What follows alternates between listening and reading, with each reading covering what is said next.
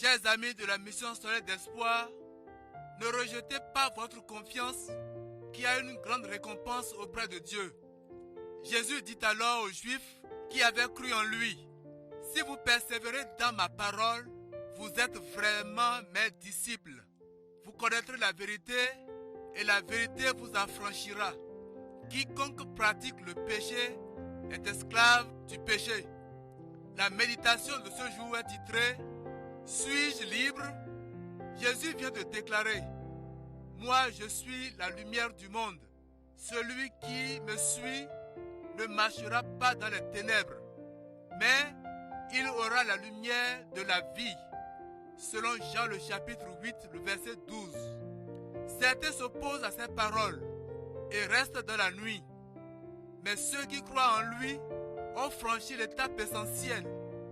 Ils sont mis en relation avec Jésus. Ils reçoivent le pardon de leurs péchés et la vie nouvelle, la vie éternelle. Certains s'opposent à ces paroles et restent dans la nuit. Mais ceux qui croient en lui ont franchi l'étape essentielle. Ils sont mis en relation avec Jésus.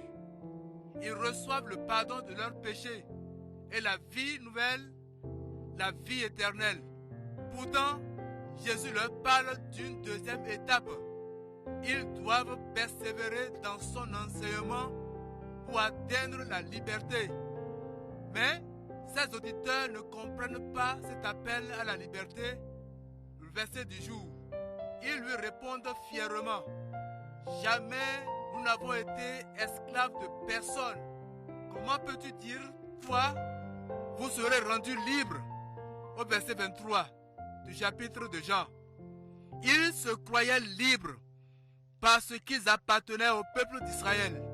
Or, pour Jésus, la liberté n'est pas liée à l'appartenance à un groupe. Elle consiste à ne pas être dominé par le mal.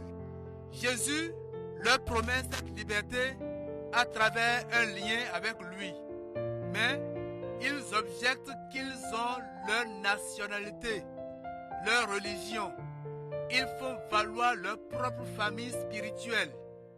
Il nous arrive aussi de considérer notre appartenance à telle ou telle église comme la preuve de notre salut et de notre fidélité chrétienne. Mais ce qui compte, c'est la réalité de notre relation avec le Seigneur seul. Le Christ nous rend libres. La vraie liberté se vit dans une relation entretenue avec Jésus-Christ par le Saint-Esprit. Merci d'avoir médité la parole de Dieu avec nous.